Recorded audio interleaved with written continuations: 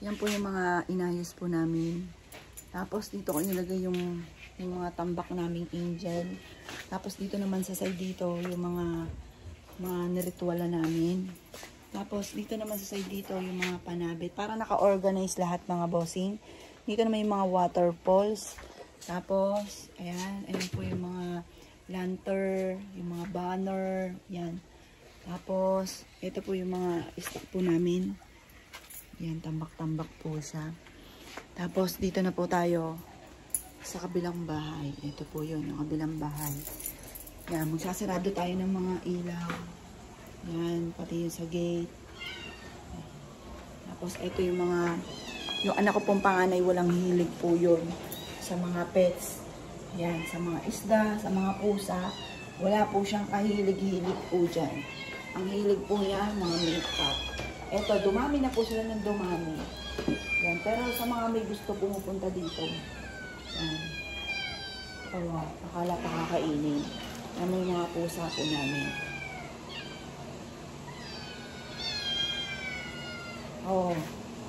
Yan po. Pero mamaya ko na sila pakakainin. I-off ko muna ang mga ilaw, mga bossing.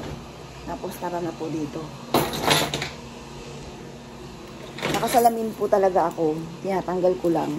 Kasi lahat kami nakasalamin mga bossing. Kaya para maiba-iba naman ako nagtatanggal ng salamin. Pero pag nag-e-edit ako, sasalamin po talaga ako kasi masakit na yung ulo ko sa pag-iyak. Hindi ko alam kung malabo na yung mata ko. Dahil nga po nasa lahi din po namin na malabo ang mata. Yan. Dito na po tayo. Yan.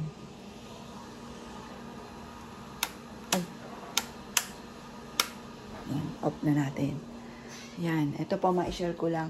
Marami po mga pumupunta dito na napapaniginipan nila si Jovelyn. Kaya hinahayaan ko lang po na punta sila dito pag gusto nila. Sabi, namimiss daw po nila si Jovelyn. Napapaniginipan daw po nila kung pwede ka pong pumunta. Sabi ko, sige, punta lang kayo. Yan. Marami po mga nagpaparamdam sa kanila. Yan, off na natin to. Yan. Ito po, dito yung kanyang pinaka-switch. Switch doon. Yan, papakita ko po kaya ako sinasabi. Yan, off na. Dito siya sa side dyan. Ngayon po mga bossing, kapon nagtatalo po kami. Kasi, hindi namin alam kung paano po nangyari yun.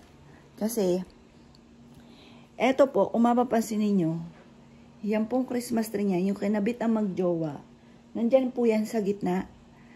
Taklob po yung switch.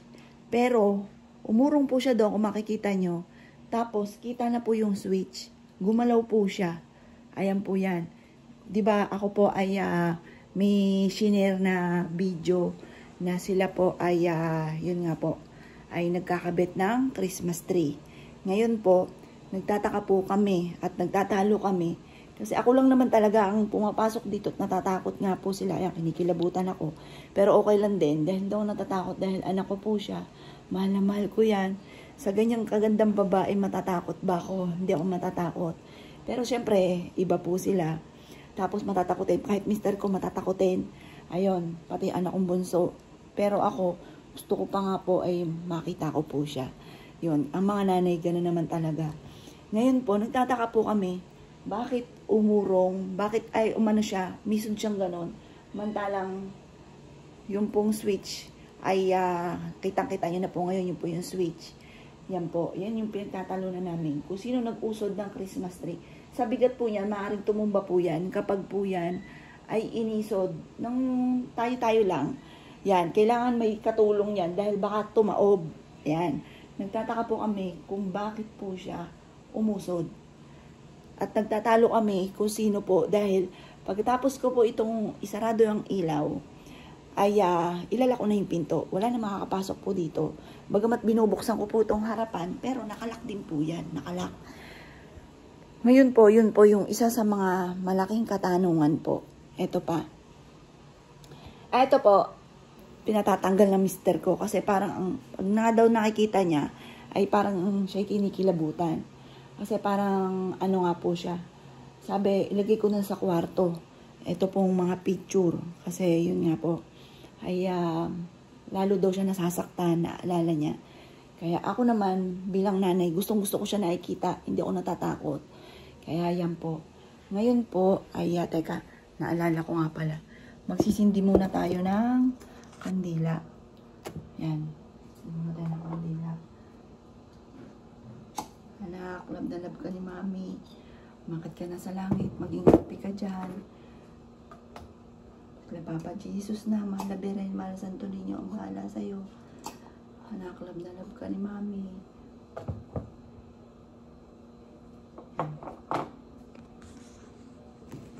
Yan po mga bossing. Ngayon po, pasok po tayo dito. Ito nga po mga bossing. Ito yung kanyang walk-in closet. Ganyan kong kalab ang anak ko.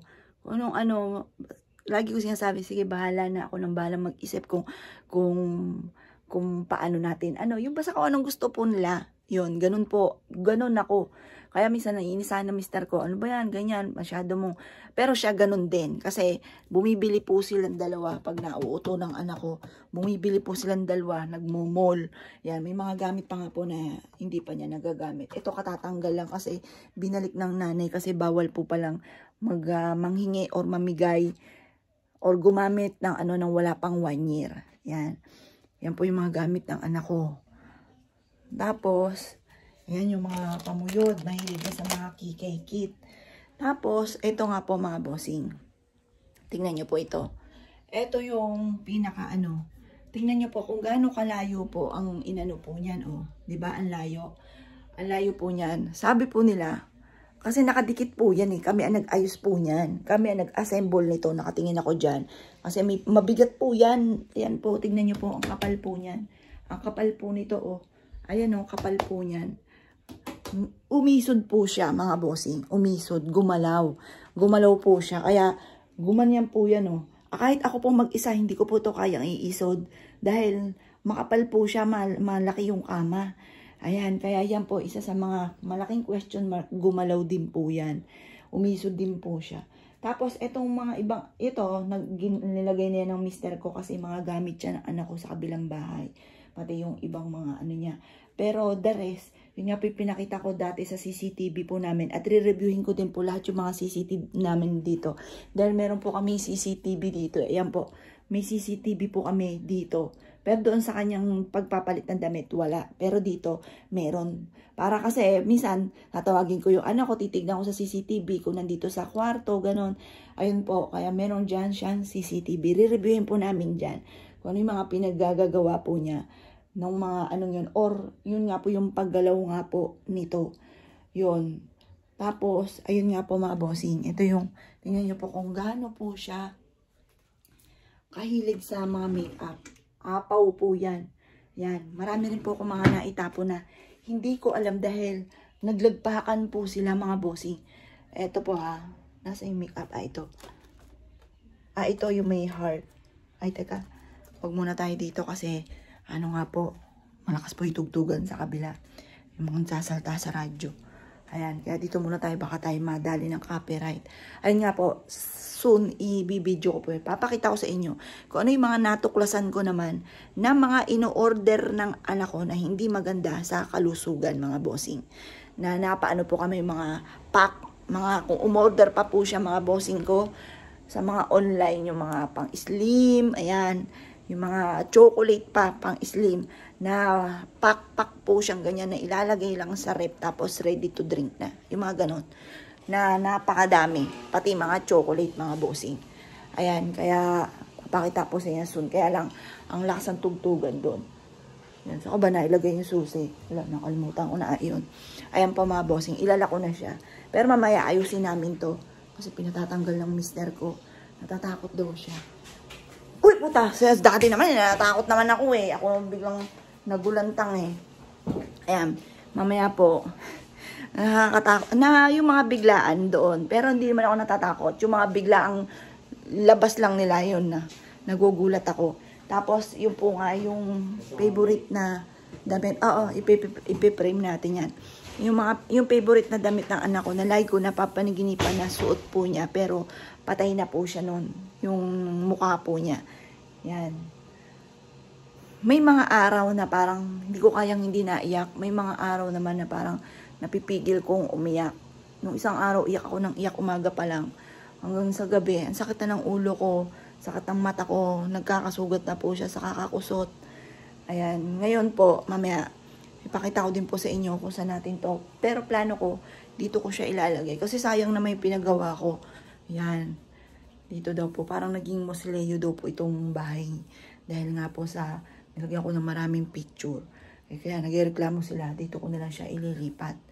Ayan, hindi na nga po natuloy yung sabi ng anak ko na magpapakabit yung mga award po niya. May mga award din naman po siya kahit papaano. Ay gusto niya ipakabit dito, hindi na napalagay. Ilalagay ko po, parang iaayos ko to, depende sa plano niya. Yung mga gusto po niya.